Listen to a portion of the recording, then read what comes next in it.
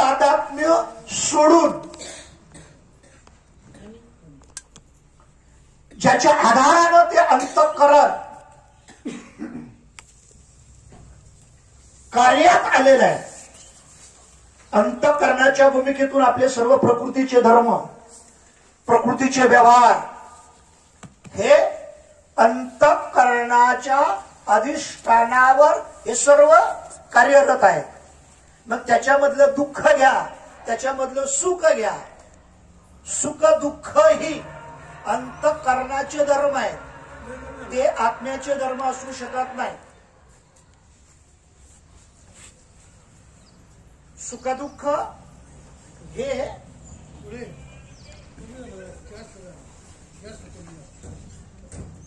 हे आत्म्याचे धर्म असू शकत नाही, हे अंतःकरणाचे धर्म आहेत. पाप पुण्य हे आत्म्याचा धर्म असू शकत नाही. जन्म मरण हा आत्म्याचा धर्म असू शकत नाही. थोडक्यामध्ये आत्मा पाप पुण्याच्या अतीत, सुख दुःखाच्या अतीत, जन्म मरणाच्या अतीत हा आत्म्याचं स्वरूप आहे. म्हणून हे धर्म कोणतेच आत्म्याकडे जात नाही. आनंद सुद्धा आत्म्याकडे जात नाही. आनंद हा आत्म्याचा धर्म नाही. कारण धर्म आणि धर्मी अंतःकरणाचा धर्म स्वीकारून धर्मीच्या साक्षीनं जे शरीरामध्ये अंतःकरणामध्ये जे व्यवहार घडतात त्या व्यवहाराला सुखदुःख म्हणतात. त्याला धर्मीच्याच आधारानं पाप पुण्य संभवतात. ज्यावेळेला धर्मी बाद होते त्यावेळेला धर्म सुद्धा खाली राहू शकत नाही, खाली शिल्लक राहतं. ते प्रत्येकाचं स्वरूप उरला उरे विठ्ठल या संत उक्तीप्रमाणे तुकोबाराच्या अंतःकरणाची स्थिती. मला भाव या पदाकडे जाताना अंतःकरणाचा आश्रय आधार या ठिकाणी घेतल्याशिवाय भाव तयार होऊ शकत नाही. ते भाव तयार होण्याला कारण त्या भावापर्यंत जाताना अंतःकरण परिपक्व दशेला प्राप्त झालं. नवे तुकोबारांचं एक अभंग गेला, तो स्थितीपर प्रकरणामध्ये आलेला आहे. पिकली आ शेंद कडूपण गेले, तैशा आमा केले पांडुरंगे, काम क्रोध लोभ निमाले ठाईची, अवघी आनंदाची सृष्टी झाली. आठव गेले भावा भाव, झाला स्वयमेव पांडुरंग, तुका म्हणे भाग्य या नावी म्हणिजे, आणि संसारी जन्मीजे याचे लागे. हा तुकोबारायचा जो अभंग तुकोबारायच्या अभंग गाथामध्ये उपलब्ध आहे. त्या संपूर्ण अभंगामध्ये पिकलिया हे पद अत्यंत महत्वाचं आहे. संपूर्ण अभंगाला पिकलिया पद हे पुरवठा करणारं पद आहे. नेमकी पिकलिया या पदाकडे जाताना, पिकलिया या पदाचा वेध घेत असताना आठव भाव अभाव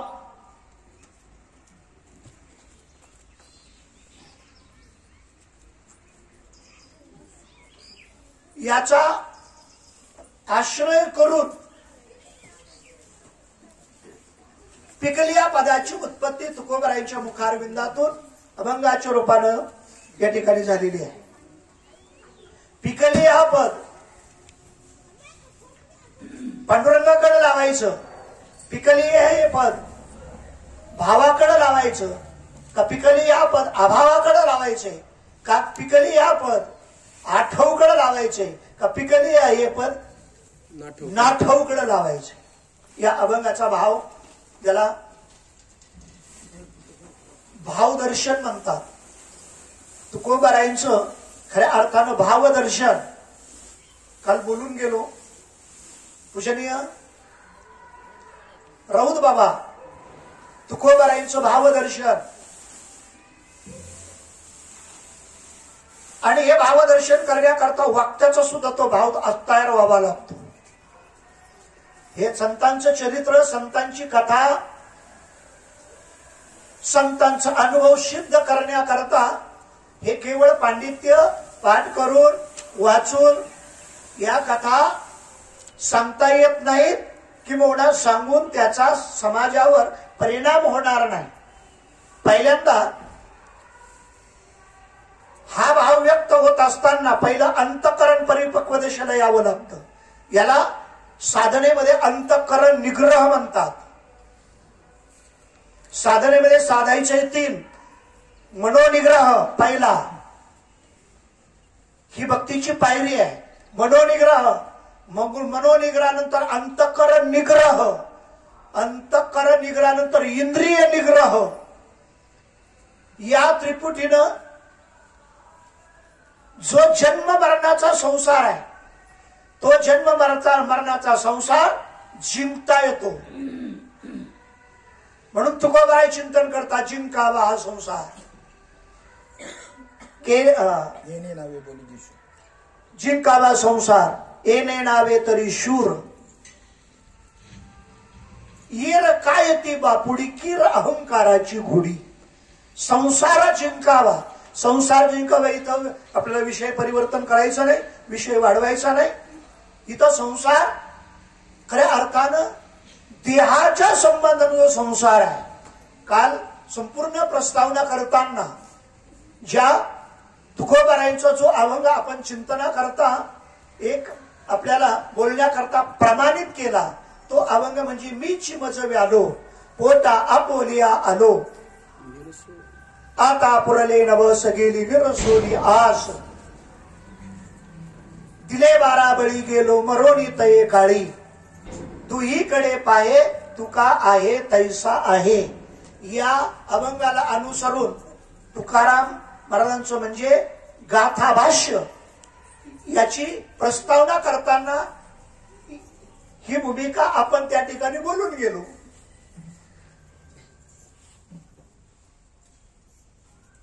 अहम देहास्मी हे पहिल्यांदा मांडलेलं आहे आपण सर्वांनी. हे भगवंतानं मांडलेलं नाही, तुमच्या आमच्या कर्माने वासनेनं हे मांडलं गेलं. म्हणजे त्याला हे मांडण्याला कारण आपणच आहोत. जे आपण मांडलं ते आपल्याला सांडावं लागणार आहे. ज्या वासुदेव अभंगाचा आपण चिंतना करता काल उल्लेख केला, 2च भूमिका आपल्याला चिंतना करता या प्रमाणभूत आहेत. एक सांडी आणि एक मांडी. या सांडी मांडीकडे जाताना या जशा सांडी मांडी 2 भूमिका आहेत. परमार्थाची भूमिका एवढ्याच आहे. काय या भूमिकेकडे जाताना पूर्वमीमांसामध्ये एक मांडी आहे आणि पूर्वमीमांसामध्ये एक सांडी आहे.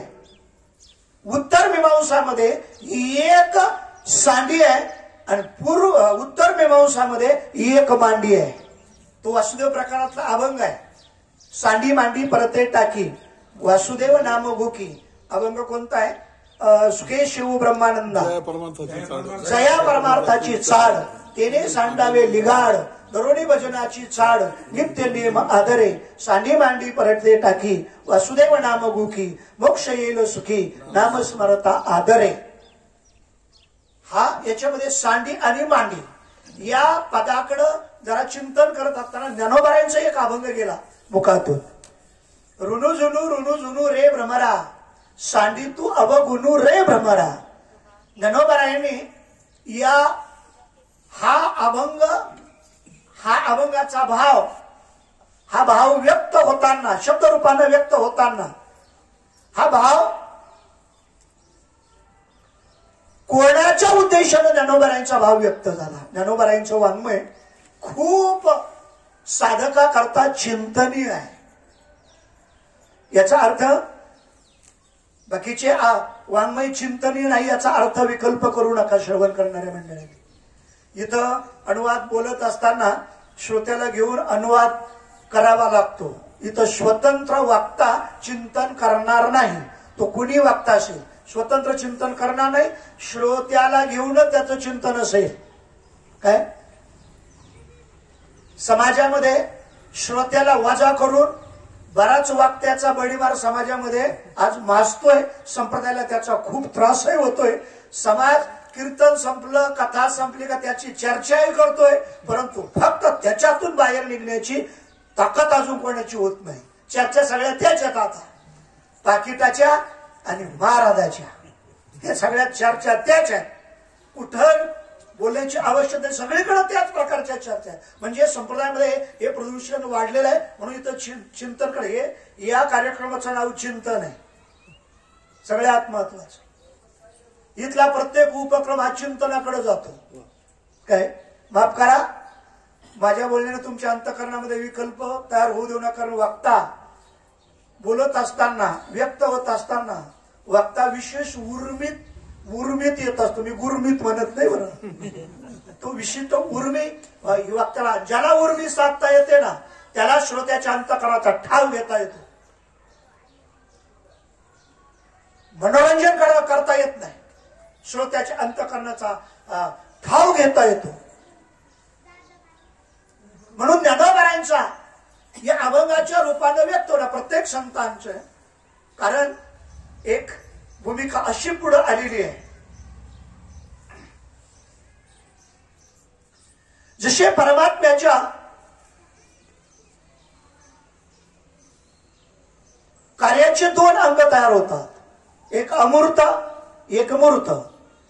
एक अव्यक्त एक व्यक्त. एक अदृश्य एक दृश्य. एक सगुण एक निर्गुण. एक स्वरूप एक तटस्थ.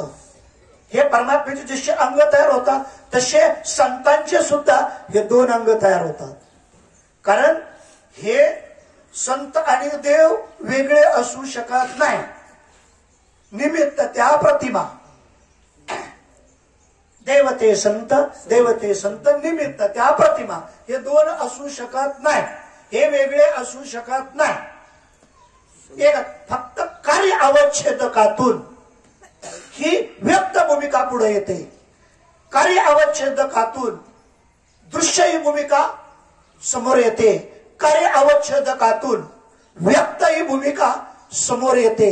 कार्य अवच्छेदकातून सगुण ही भूमिका समोर येते. कार्य अवच्छेदकातून तटस्थ ही भूमिका समोर येते.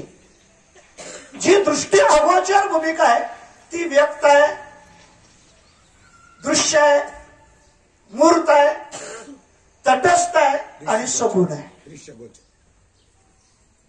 दृष्टगोचर आणि दृष्टी अगोचर अमूर्त अव्यक्त अदृश्य निर्गुण आणि स्वरूप ही लक्षणं गेलेली आहे. त्याच्यामध्ये व्यक्त झाले का ते संत पदात येतात. जरा ऐकण्याचा प्रयत्न करा. व्यक्त झाले का ते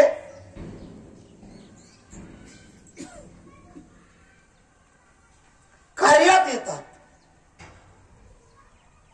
संत पदात येतात. आणि व्यक्त असणारी वस्तू व्यक्त असलेले ज्या वेळेला अव्यक्तात जातात त्यावेळेला ते स्वरूपात जातात. स्वरूपात जातात. अव्यक्त ही भूमिका ब्रह्माकडे जात नाही, परंतु व्यक्ताच्या सापेक्ष ते अव्यक्तात गेले का ते ब्रह्मस्वरूपात लीन होतात. काय ते ब्रह्मस्वरूपात लीन होतात. व्यक्त अव्यक्त तद्वत भावाच्या आधारानं ते संत व्यक्त झाले. म्हणून ज्या भावातून ज्या शब्दानं ते व्यक्त झाले त्या शब्दानं त्यांचा अधिकार आहे. शब्द त्यांचं अस्तित्व आहे. शब्द त्यांचं कार्य आहे. शब्द त्यांचं त्यांचा व्यवहार आहे, शब्दच त्यांचा धर्म आहे आणि शब्दच त्यांचा देव आहे.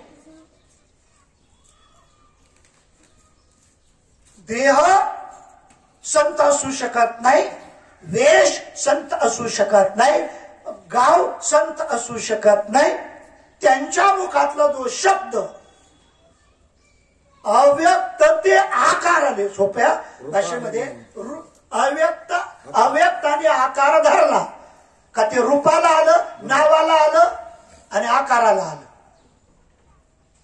काय अव्यक्त ज्या वेळेला व्यक्तात आलं, व्यक्त झालं का तिथं आकार तयार होतो, तिथं नाव तयार होतं आणि तिथं रूप तयार होतं. मग ते देवाकडे जोडा किंवा संतांकडे जोडा. काय मग ते आकारावर, उदाहरणार्थ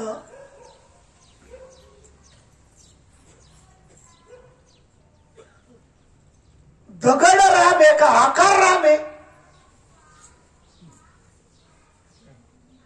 दगड राम आहे का आकार राम आहे? मी व्यक्त भूमिकेतून बोलतो. दगडाच्या आकाराला राम म्हणतो आपण, दगडाच्या आकारालाच परत कृष्ण म्हणतो आपण, दगडाच्या आकारालाच आपण पांडुरंग म्हणतो, दगडाच्या आकारालाच. आता आजच्या काळामध्ये त्याच्यामध्ये संतांच्या मूर्ती घ्या. पूर्वी संतांच्या मूर्ती नव्हत्या, कारण संतांच्या मूर्ती नव्हत्या. आता संतांच्या मूर्ती घ्या. त्याचं प्रत्यक्ष उदाहरण, प्रत्यक्ष प्रमाण म्हणजे ज्ञानोबारायांचं आळंदीतली समाधी. तिकडं गोदावरीच्या काठावर, मला त्या वादात जायचं नाही आणि तेवढी भूमिका तुम्ही ऐकू नका. ज्ञानोबारायांचं जे जन्मस्थळ सांगितलेलं आहे तिथं सुद्धा ज्ञानोबारायांची मूर्ती नव्हती. आता जेवढ्या मंदिराचं जीर्णोद्धार झाला, मंदिर उभारलं गेलं, नंतर तिथं ती मूर्ती स्थापित केली. तरीही मूर्ती करता स्वतंत्र मंदिर उभा केलं. जे मूळ मंदिर आहे त्या मंदिरात मूर्ती नव्हती ज्ञानोबारांची, म्हणजे संतांच्या मूर्तीच नाही. काय ऐका, दगडाच्या ज्या ज्या मूर्ती तयार झाल्या त्या आकारून आपण ती, हा पांडुरंग आहे, हा कृष्ण आहे, हा राम आहे, हे आपण त्या आकारावरून म्हणतो. नुसत्या दगडावरून म्हणू शकत नाही. ऐका, नुसत्या दगडाला आपण म्हणू शकत नाही. मूर्तिकाराकडं पहिल्यांदा सगळ्या शिळा पडलेल्या आहेत दगडाच्या. मूर्तिकाराच्या दुकानामध्ये एका बाजूला संपूर्ण शिळा पडलेल्या आहेत दगडाच्या. आता त्या दगडाकडे जर पाहिलं तर हा दगड राम आहे का, कृष्ण आहे का, हनुमंत आहे का, कोण आहे आपण कोणीच सांगू शकणार, कोणीच नाही म्हणून सांगू शकणार. कशाला? त्या दगडाला. का? अजून आकार धरलेला नाही. ऐका, आकार धरलेला नाही, रूप धरलेलं नाही, म्हणून त्याला नाव नाही. ऐका, काय रूप नाही, आकार नाही, म्हणून त्याला नाव नाही. ऐका, मग ते अव्यक्त या भूमिकेमधून जर चिंतन केलं तर अव्यक्ताचं चिंतन भाव होतो. भाव हा अव्यक्त आहे. ऐका, भाव मूर्त झाला, आपला भाव तो आकाराला येण्याचा प्रयत्न केला का तो भाव एकतर फुलाकडे जाईल, एकतर दगडाकडे जाईल, एकतर पत्रम पुष्पम फलम तोयम, या भाव इकडं जातो.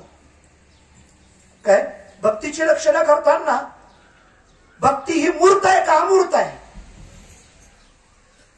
हा एक मोठा प्रश्न आहे. भक्ती ही मूर्त आहे का अमूर्त आहे? भक्ती मूर्तात येण्याकरता तो उपास्य देवता सुद्धा मूर्त असावी लागते. आणि भक्तीला मूर्त म्हणण्याकरता मूर्त भक्ती आपण कधी म्हणू शकतो? त्याने हातामध्ये पूजा करण्याकरता विशिष्ट धातू फल हातात मध्ये घेतलेला आहे, त्याच्यावरून त्याची भक्ती ही मूर्त आहे अशी आपली लक्षणं होते आणि सगळे या मूर्त भक्तीमध्येच गुंतलेले आहेत. म्हणून भक्ती करणाऱ्याला परमात्म्यापर्यंत पोहोचता येत नाही. पहिला प्रश्न. अगोदर परमात्म्यापर्यंत पोहोचायचं आहे.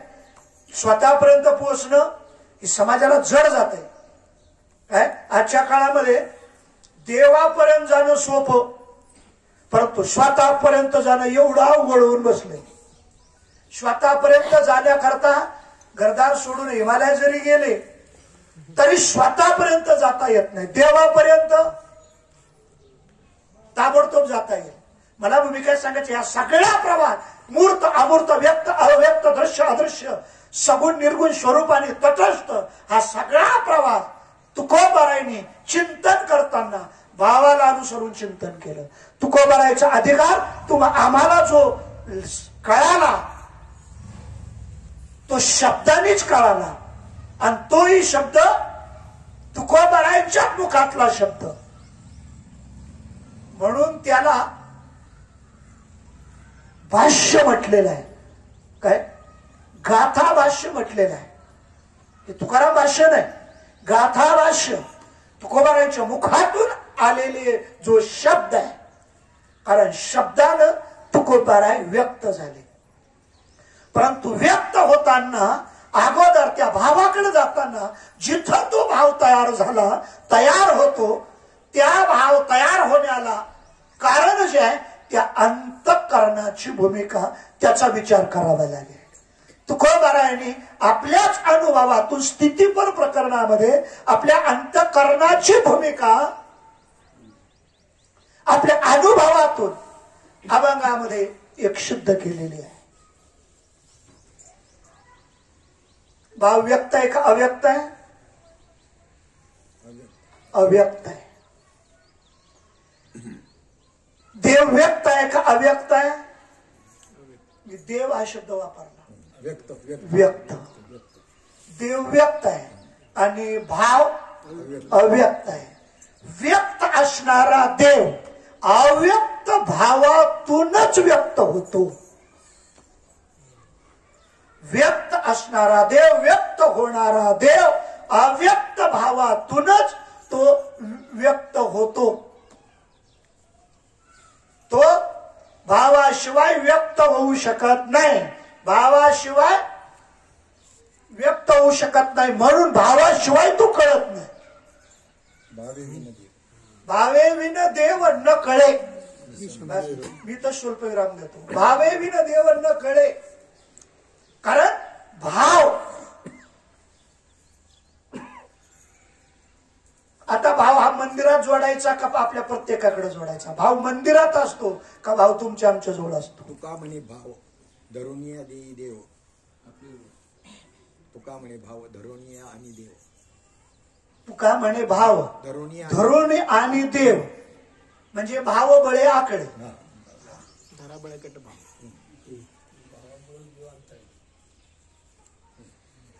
आणि तेवढ्याच भूमिकेतून दुबळा तुका भावेवी. मला एक मुद्दा मांडायचा आहे. मंदिरात देव आहे, ऐका बरं, मंदिरात देव आहे आणि भाव मंदिरात नाही, भाव तुमच्या आमच्या जवळ आहे. मंदिरात देव आहे आणि भाव तुमच्या आमच्या जवळ आहे. म्हणजे त्या मंदिरातल्या देवाला, मूर्तीला देवपणा सिद्ध करण्याकरता तुमचा भाव साक्षी आहे. तुमच्या भावानं तो देव केला, तुमच्या भावानं तो देव ठरवला आणि तुमच्या भावानंच तो देव आहे. तुमच्या भावानं त्याला देव बनवलं आणि विसर्जित बी केला तुमच्याच भावानं. म्हणून त्याला सांगतो म्हटलं. हा देव कोणी स्थापित केला मंदिरातला? तुमच्या भावानं. नुसत्या आपण नाही तर आपल्या भावानं. आपला देव स्थापित करण्याचा भाव तयार होतो, परंतु देव होण्याचा भाव तयार होत नाही. चिंतनाचं प्रयोजन, 7 दिवसाच्या सत्संगाचं प्रयोजन. उद्देश काल बोललो मी, हा सत्संग का आयोजित करण्यात आला. कार्यक्रम या नगरात म्हणा, या शहरात म्हणा, परिसरात म्हणा, कार्यक्रमाची उणीव नाही. मोठाले कार्यक्रम चालू आहे, शब्दात बसणार नाही. तो कार्यक्रम मोजण्याकरता रक्कमच मोजावी लागेल, तेव्हा त्या कार्यक्रमाचं स्वरूप तुम्हाला सांगता येईल. असा व्यक्तच होता येणार नाही कोणालाही. पण एवढा मोठा कार्यक्रम, काय एवढा मोठे कार्यक्रम चालू असताना हा कार्यक्रम इथं का आणला बरं? आणला तर आणला इकडं एकांतात आणला.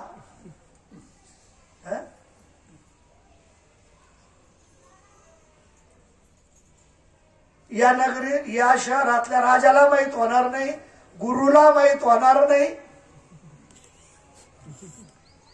असा कार्यक्रम इकडे आणला स्वामीच्या अधिष्ठानामध्ये, समर्थाच्या अधिष्ठानामध्ये.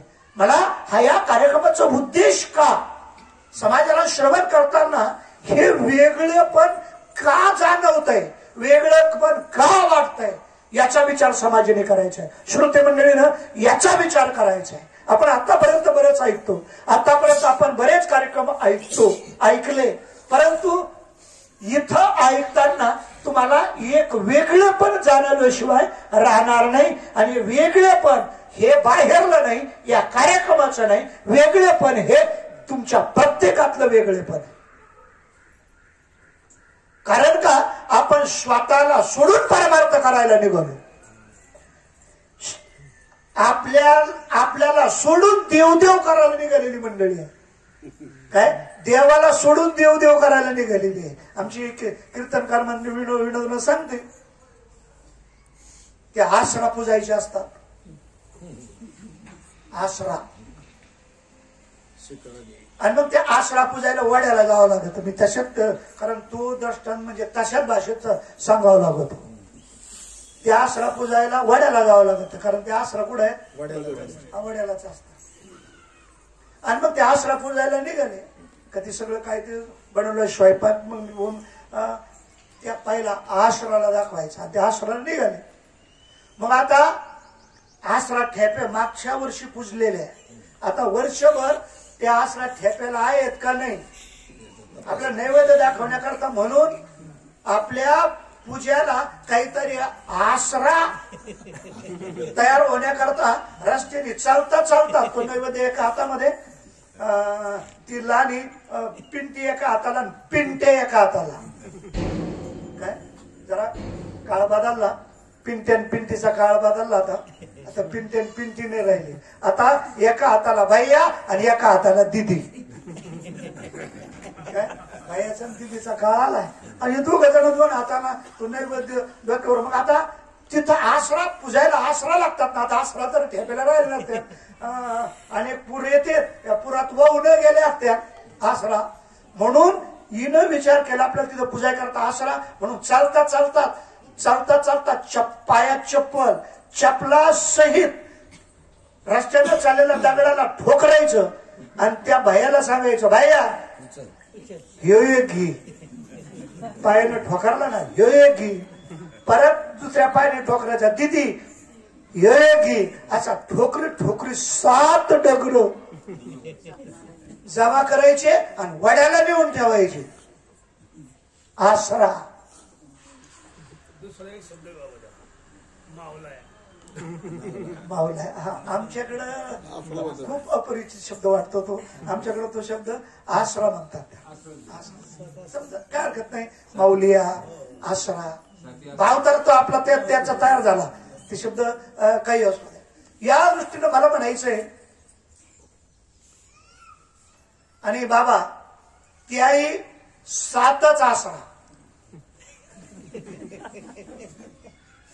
आता त्या पुजिणाराला आसरा कळा ना, आणि हा आसराला आसरा कळा ना.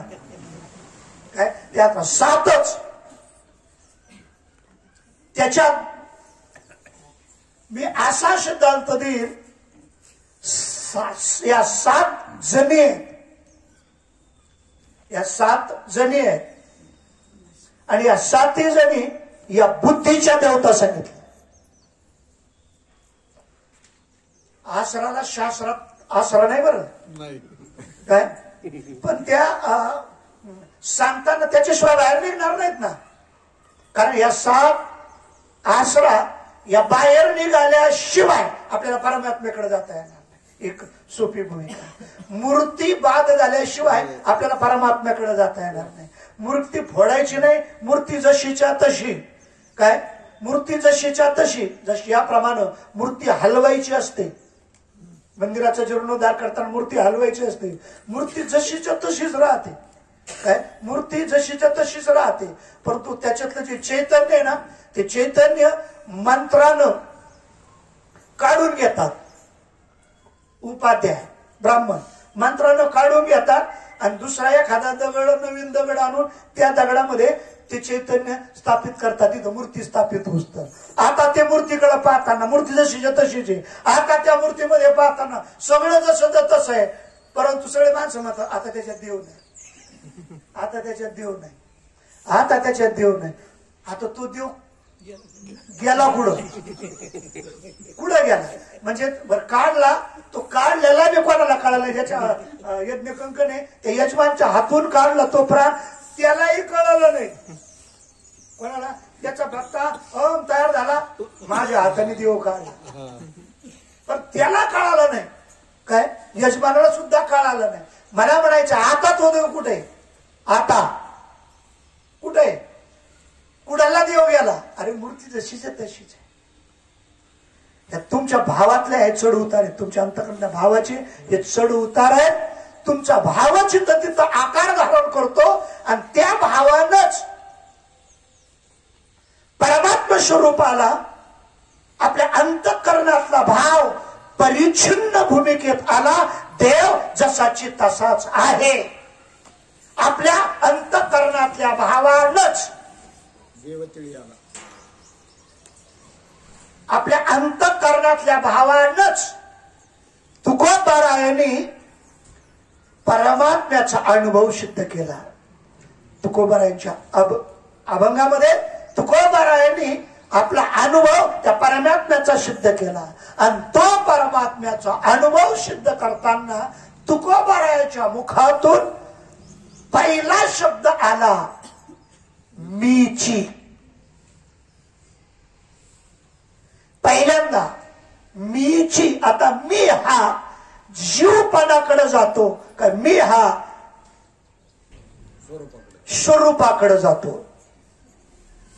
जरा चिंतन अभंग चिंतनाला संकल्पित केला. कारण विशिष्ट अभंगाचा आश्रय केल्याशिवाय हे तुकोबारायांचं भाष्य, एका अभंगाचं भाष्य जरा विषय भिन्न भिन्न जरी असले, ऐका, विषय भिन्न भिन्न जरी असले.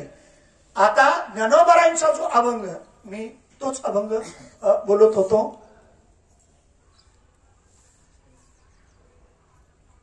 विषय भिन्न भिन्न का भाव भिन्न भिन्न? विषय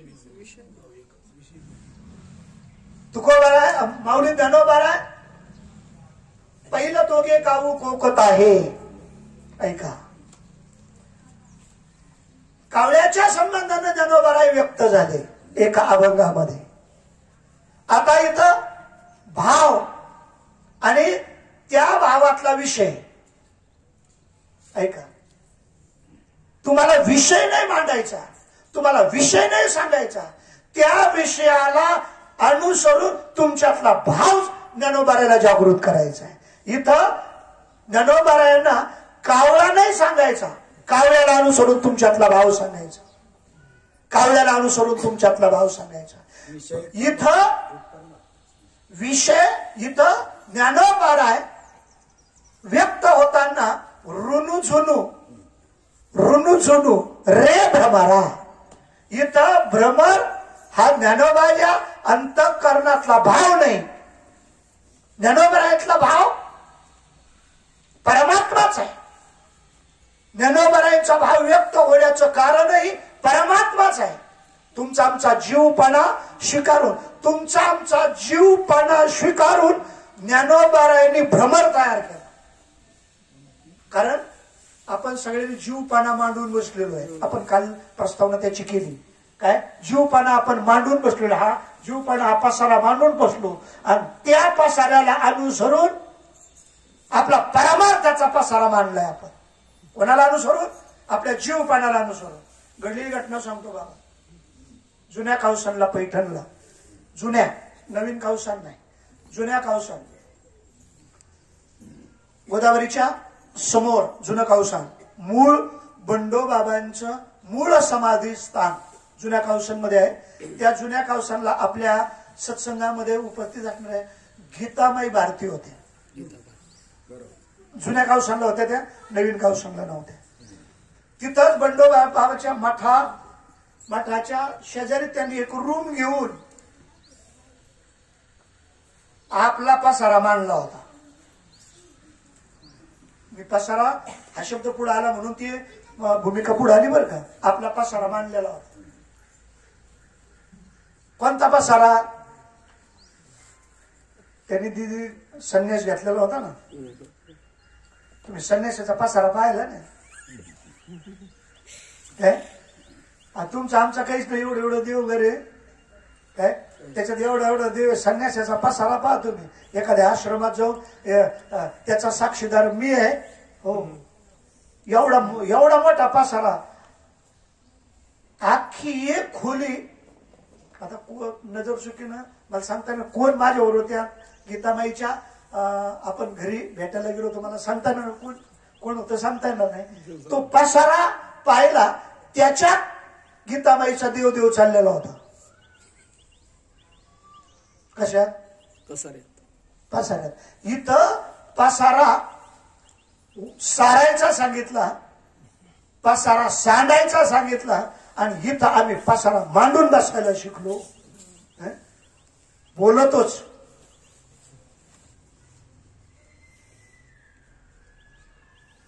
आपला संप्रदाय आपल्यापर्यंत ही मालिका आली ना, बाबांच्या अगोदर परंपरा सगळी अनुग्रहाचा अगोदर पसारा मांडायचा.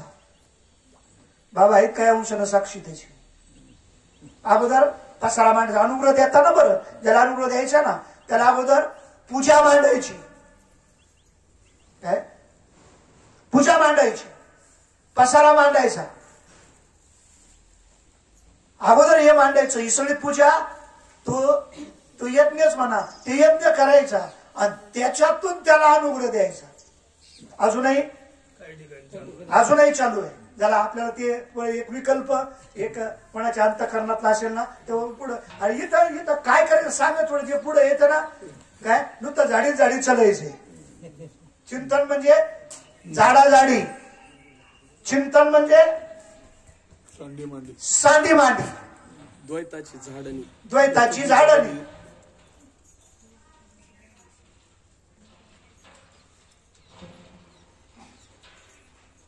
रुनु झुनू रे भ्रमरा. आता इथं ज्ञानोबरायला भ्रमराला सांगायचे का तुम आम्हाला सांगायचे? ज्ञानोबरायला तुम आम्हाला सांगायचे.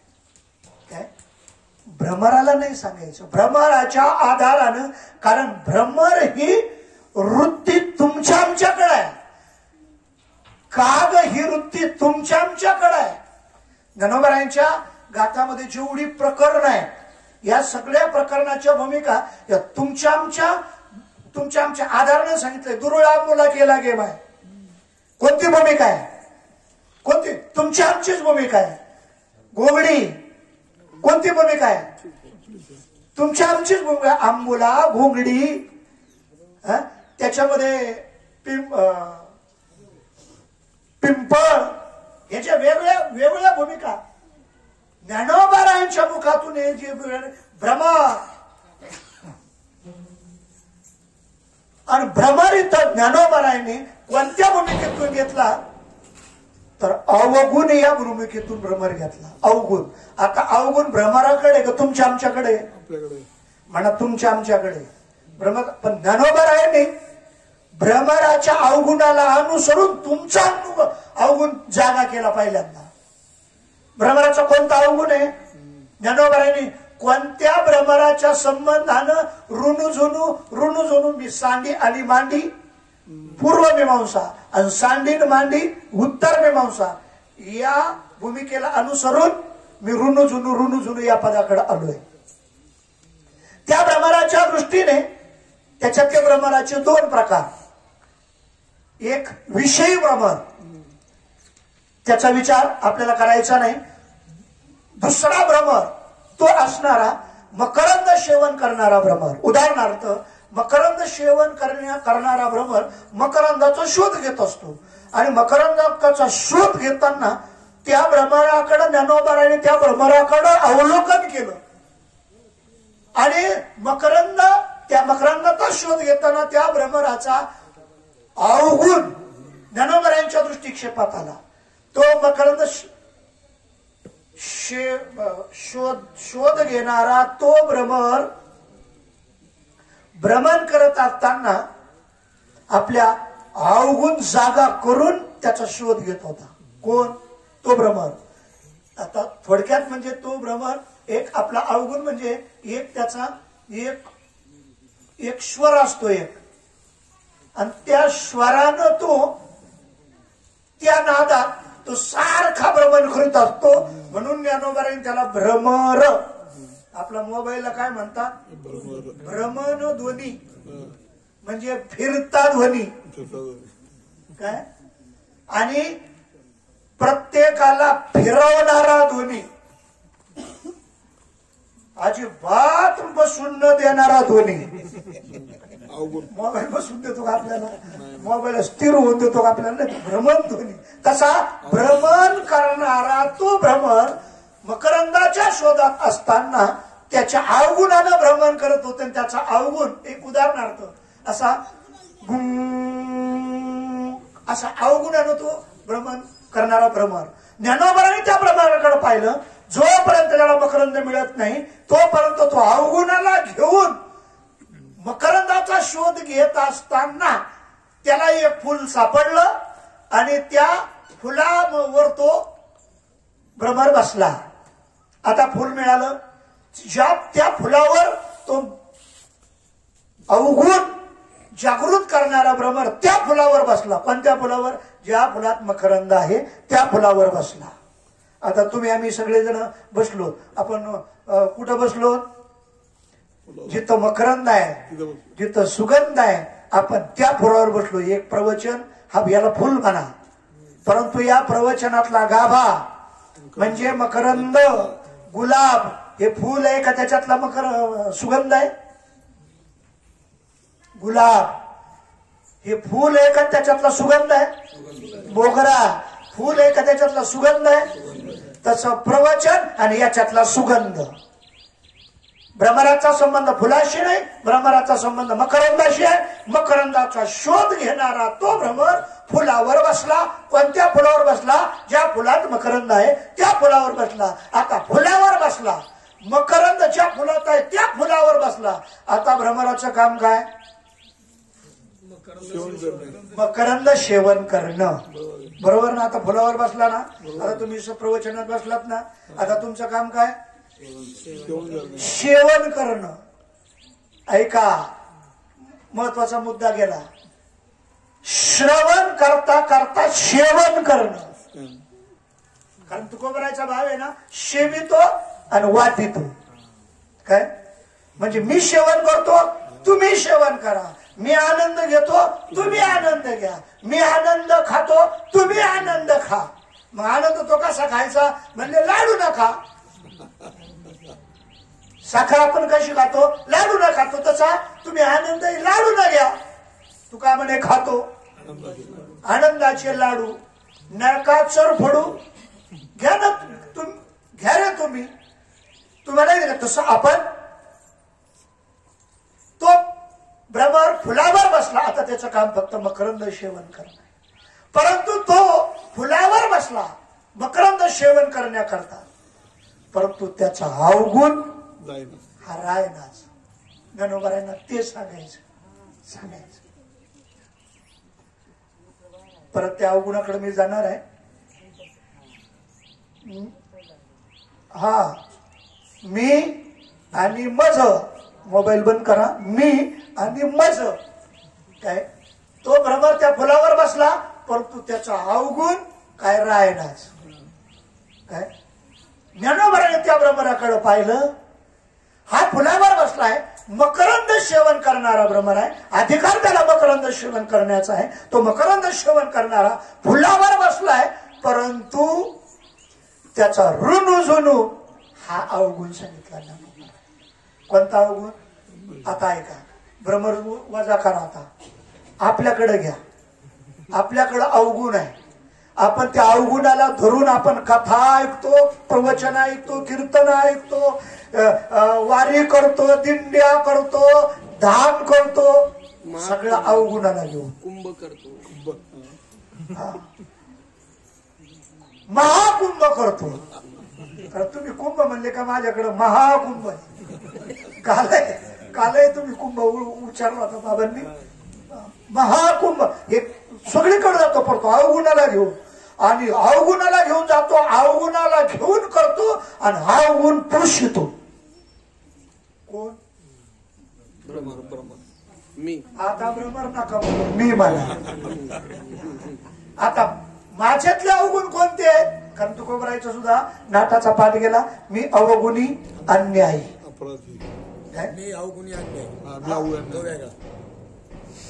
हा चौचरणातला अवगुणी नाटाचा. चला, मोठा ऋणू आणि झुनू. तुकोबरायनं हा अवगुण सांगायचा आहे. ऋणू आणि झुनू तो पद दोन आहेत, परंतु दोन पदाचा दोन भाव आहे. भाव म्हणजे अर्थ म्हणा, त्याला भावार्थ म्हणतात. काय? त्यालाच भावार्थ म्हणतात. अर्थ वेगळा, भावार्थ.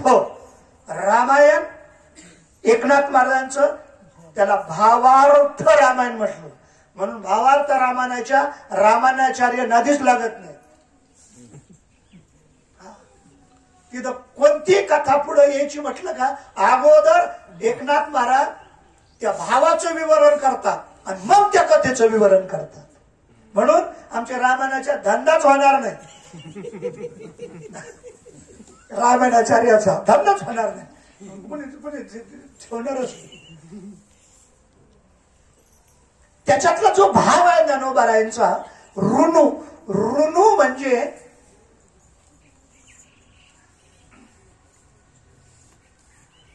अहम, आणि झुनू म्हणजे मम. ज्ञानोबाराय ज्ञानेश्वरीमध्ये चिंतन करताना हा अवगुण तुमच्या आमच्याकडे पाहिलाय. मी सांगायचा मला, मी कोण आहे, आणि हा मी मांडला, परंतु मांडलेला मी, मांडलेला पसारा, तो पसारा म्हणजे कोणाचा आहे? म्हणा मीच आहे. पहिला तो मी कोण? ज्ञानोबाराय सांगतात, तो मी म्हणजे जीवात्मा, जीवदशा. दशा शब्द भावानं जीवाकडे जातो, कारण दशा शब्द भावानं जीवाकडे जातो, आणि जीवात्मा तुकोबराचे अभंग गेला, देव पाहाव देव पाहाव. ते अभंगामध्ये तुकोबराने सांगितलं, देवाशी काही मागो मागो, जीव भाव देवा सांगो. हा जीव भाव या दृष्टिकोनातून तुकोबराने त्याचा उल्लेख केला. तो जो भाव आहे, जीव भाव स्वीकारून तुकोबरायनं अहम हा भाव सांगितला पहिला. बरं, दुसरा अहम हा दुसरा सांगितलाय, मांडितलाय. पहिला अहम म्हणजे अहम, पहिला अहम मानला आणि मम मानला. अहम ममतेच्या लवड सवडी, मातेनं पवती बापुडी. म्हणून जन्म मरणाची दुतडी भरून ढवळून तठिली. काय? अहम आणि मम हा अवगुण आहे. एक अर्थाचा तुमच्या आमच्यातला पहिला अवगुण मी आणि माझ. अहम आणि मम, मी आणि माझ, हा पहिला मी सांगितला. हा आपण मांडून बसलेलो आहे पहिल्यांदा. तर पहिल्यांदा हा अहम आणि मम हे सांडायचे. पूर्वमीमांसा सांगतोय मी. अहम आणि मम हे पहिल्यांदा सांडायचे. ज्ञानोबाराय तीच भूमिका ब्रह्माचा आधार घेऊन आम्हाला जागृत करतात. हे भ्रमरा,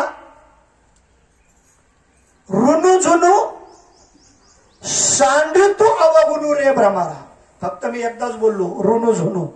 भ्रमरा सांडी तू अवगुण रे भ्रमरा. हा पहिला अवगुण कोणता?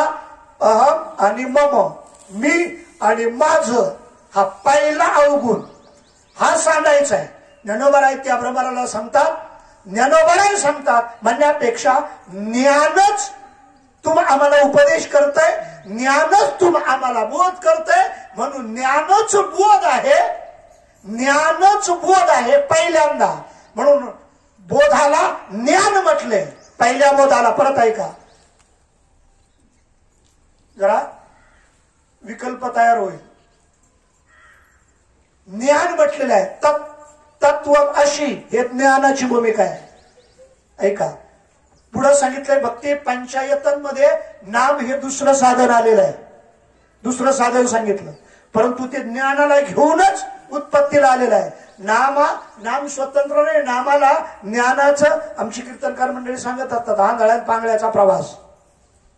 काय आंधळ्यांनी पांगळ्याला खांद्यावर घेतलं, या दोन्हीचा प्रवास, आंधळ्याचा आणि पांगळ्याचा.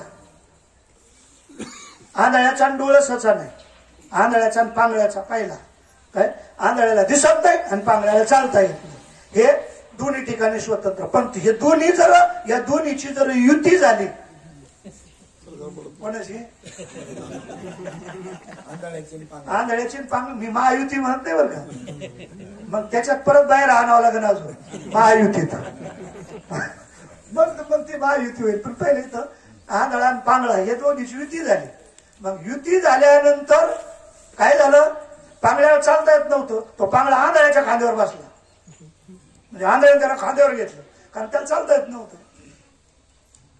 पण त्याला दिसत होतं. कोणाला? पांगळ्याला दिसत होतं, फक्त चालता येत नव्हतं. मग आंधळ्याने काय केलं, त्या पांगळ्याला खांद्यावर घेतलं. खांद्यावर घेतलं तर आता आंधळ्याला चालता येत होतं, म्हणजे पाय होते, चालता येत होतं, परंतु त्याला दिसत नव्हतं. ज्यावेळेला पांगळं आंधळ्याच्या खांद्यावर बसलं, त्यावेळेला चांगलं चाललं 5 वर्ष, कोणाचं? दोघांचं व्यवस्थित चाललं, अगदी 2.5 वर्ष 5 वर्ष विसरले बाबा तुम्ही. चला चला चला, शिंदे बाबा नाही तर बरोबर, अगदी व्यवस्थित चाललं त्यांचं. आता हे कुठेही प्रवास करू शकतात. कोण? आंधळा पांगळा, कारण एकाची दृष्टी, तसं ज्ञान आणि नाम. नामाशिवाय ज्ञान हे आंधळ सांगितलंय, मुख सांगितलंय, पांगळ सांगितलंय आणि बैर सांगितलंय. ऐकू येत असलं तर नेमकी हे बोधन प्रबोध काय, हे खरे आत्मचर्चेतले विषय व्हावे.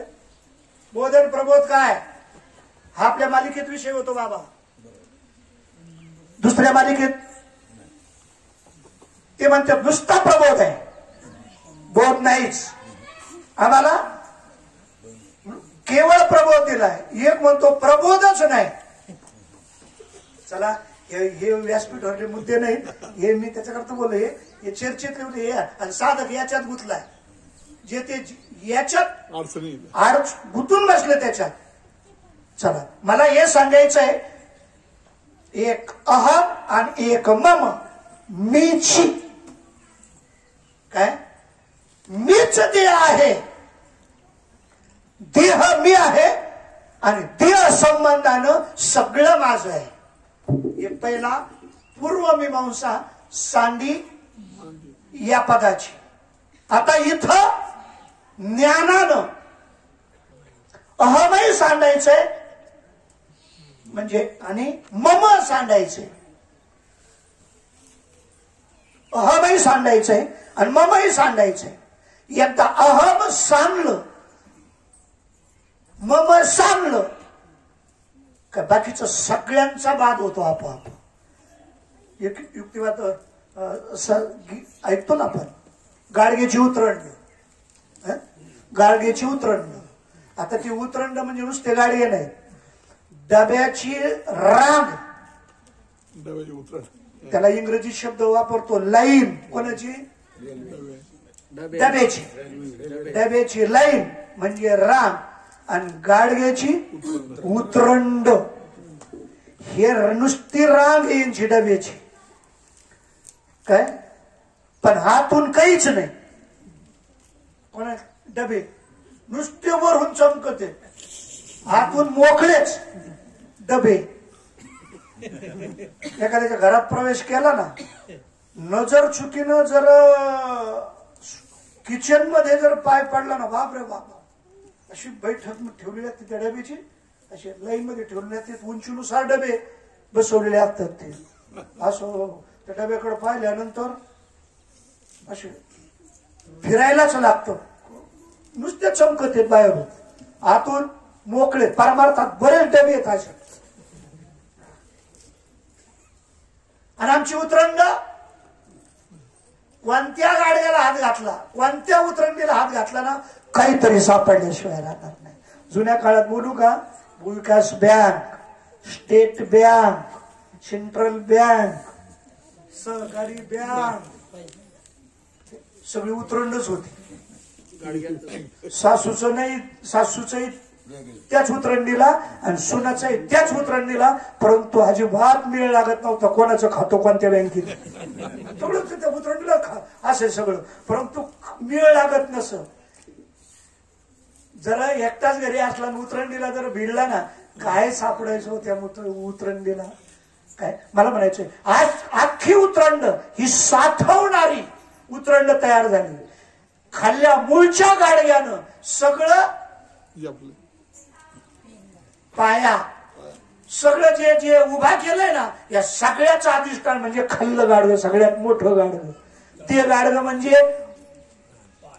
अहम, हे पहिलं गाडगं. मी देह, हे पहिलं गाडगं. पहिल्यांदा ते गाडगं जर उडवलं ना, उडलं बुड, बुड बुड पुशिले, ठाव पुशिले, मग बाकीचे आपोआपच ओस ओशिले देव भाव. आपोआप सगळी उतरंड पडल्याशिवाय राहणार नाही. तसं मी पहिल्यांदा हे अहम आणि मम हे दोन्ही सांडले. मग ते दोन्ही कसे सांडले जातील, तर त्याच्याकरता जे सांगितलंय त्याच्याकरता पहिलं महावाक्य सांगितलंय, पूर्वमीमांसा तत्वमशी. काय हे अहम आणि मम हे सांडण्याकरता स्त्री गुरूंच्या मुखातलं पहिलं महावाक्य ते मांडायचे. काय ही पूर्वमीमांसा सांडी आणि मांडी. मांडल्याशिवाय सांडता येणार नाही, मांडल्याशिवाय कळणार नाही, मांडल्याशिवाय तुमचा परमार्थ सुरू होणार नाही. संपली पहिली भूमिका. आता दुसरी भूमिका, ऋणुझुनू. ऋणुझू मध्ये मी पहिली भूमिका मांडली, अहम आणि मम. आता त्याच्यामध्ये दोन शब्द गेले बाबा, दोन पद आहेत. ऋणुझुनू, ऋणुझुनू रे भ्रमारा, म्हणजे ऋणुझुनू. ऋणू दोन वेळेला शब्द दिलाय ज्ञानोबारायांनी, झुनू दोन वेळेला शब्द दिलाय. वेळ संपला आपला. झुनू दोन वेळेला शब्द दिला, परंतु दोन्हीतला भाव हा स्वतंत्र भाव आहे. पहिला भाव एक अहम आणि मम, अहम ऋणू, मम झुनू. हे पहिला, हे ऋणू झुनू. आणि दुसरा ऋणुझुनू. इकडं जे आहे ना, तत्वमसी महावाक्याचा बोध झाला, अहम देहास्मी, या वृत्तीला सांडून, या वृत्तीचा बाध करून अहम ब्रह्मास्मी या बोधावर आरूढ झाला. त्याच्यातला अहम आणि ब्रह्म हा एक ऋणुझुनू दुसऱ्या पदार्थ घेतला. काय इकडं अहम आणि देह, अहम देह, आणि इकडं अहम सोहम म्हणजे अहम ब्रह्म. इकडं अहम देह आणि इकडं अहम सोहम. इकडं ऐका, हा ज्ञानातला घोटाळा. काय या घोटाळ्याला आदर्श घोटाळा म्हणतात. हा काय हा लवकर सांडता येईल लवकर मांडता येईल. पहिला ऋण सांगा परत. हा? पहिला ऋण परत सांगा. पहिला ऋण. पहिला ऋणू म्हणजे अहम आणि मम म्हणजे झुनू. हा पहिला झाला ऋणू झुनू. आणि दुसरा ऋणू झुनू म्हणजे अहम हा ऋणू आणि त्याच्यातला सोहम हा झुनू. आता आपण हे अवगुण ज्ञानोबराय सांगतात. अवगुण हे सांडायचे कारण चिंतन सगळं सांडायचं आणि बाद करायचं चिंतन चाललंय आपलं. तुम्ही कोणत्या ग्रंथात इथं दिवसभर जरी चिंतन केलं ना तरी फक्त तुम्हाला हेच श्रवण करायला मिळेल. इथं काय बाद करायचं. आपण जिथं गुंतलो जरा सोप्या भाषेत तुमच्या श्रवणीय भावाला जरा स्पर्श करायचा ठरला तर सोन्याची बेडी आणि लोखंडाची बेडी. बीडी सोन्याची बीडी आणि लोखंडाची बीडी कोणती बीडी चांगली? जीवन घेणार. हा दोन्ही बेड्या चांगल्या. आणि आपण याच्यातच गुंतलो काय हे तुमच्या आमच्या बोटात आता तुमच्या बोटात घ्या तुमच्या गळ्यात घ्या तुमच्या नाकात घ्या कानात घ्या काय मला बेड्याच्या. हा त्या नाकाला कळत नाहीत कानाला कळत नाही गळ्याला कळत नाही हे कोणालाच कळत नाही म्हणून बरं आहे. या बेड्याच्या मला सांगायचंय ते अंगठी आहे का सोनं आहे? सोनं आहे. बर हे अंगठी सोनं हे देह भावावर आहे का ब्रह्म भावावर आहे? ब्रह्म भावावर हे राहील का? हे राहणारच नाही ना. हे त्याच्याकडे जाणारच नाही ना. पुढं हे ब्रह्म भावामध्ये सोने रूपे आम्हा मृत्यू के समान. आजचा छत्रपती शिवाजी महाराजांचा स्मृती दिन जयंतीचा दिन आहे म्हणून शिवाजी महाराजांनी ज्यावेळेला तुकोबाराला नजराना पाठवला काय तुकोबारायनं पहिलाच अभंग दिला. आम्ही तेने सुखी म्हणा विठ्ठल जन तन धन केले तृणाही समान.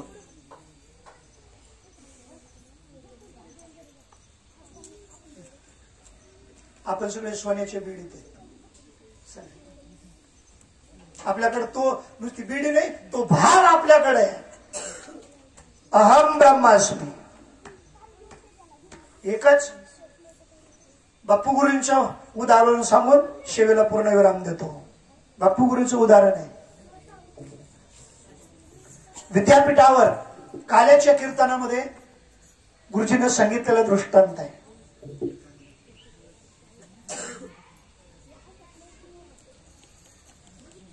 हे दोघं जण आरोपी आहेत. एक पहिला आरोपी मी देह म्हणणारा दुसरा आरोपी मी ब्रह्म म्हणणारा. एकाने हे ओझ स्वीकारलंय आणि एकाने हे ओझ स्वीकारलंय. हे ओझ टाकता येतं अहम देहास्मी हे ओझ टाकता येतं. नवे हे ओझ टाकूनच इथं सगळे उपस्थित झालेले सगळे हे अहम आणि मम हे सांडून इथपर्यंत उपस्थित झालेली सगळी मंडळी आहे. परंतु आपल्या प्रत्येकाच्या खांद्यावर एक ओझ आहे. ते ओझ कोणतं? अहम ब्रह्मास्मी. काय हे ओझ आहे आणि हे ओझ आपल्याला सांडायचंय. कारण अजून पुढले 2 महावाक्य आहेत ऐमात्मा ब्रह्म आणि प्रज्ञानाम. बोला. हे ओझ ज्या दिवशी वाटेल त्या दिवशी सुटला. वा. कारण हे दिसत नाही. हे दिसत नाही. जसं गाढवाला त्या खुंट्याला बांधलेलं गाढवाला दिसत नाही ना आपल्याला दिसत नाही. नका का दिसा ना गाढवाला आपल्याला दिसत बांधलेलं त्याचं आपल्याला दिसत नाही. फक्त आपल्याला एवढं कळत आहे याला बांधलं नाही तरी हे का सोडित नाही. फक्त आपल्याला एवढं कळत नाही. कोणाला हे गाढवाचं आपल्याला एवढं कळत ते बांधलेलं नाही तरी ते खोटा सोडीना. कोण?